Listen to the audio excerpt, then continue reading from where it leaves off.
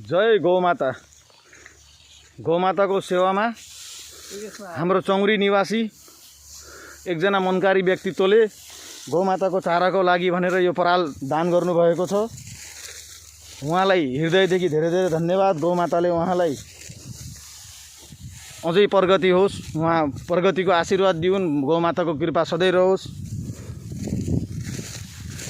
हाम्रा गुरुजी अहोरात्र खटिनु भएको छ, कोही नपाए पनि। हाम्रो मिनराज दाई आज छुट्टीको दिन, उहाँ चाहिँ बिदाको दिन पनि रेस्ट नगरेर खाना नखाएर यहाँ खटिनु भएको छ लोड गर्न। सबैलाई धेरै धेरै धन्यवाद छ।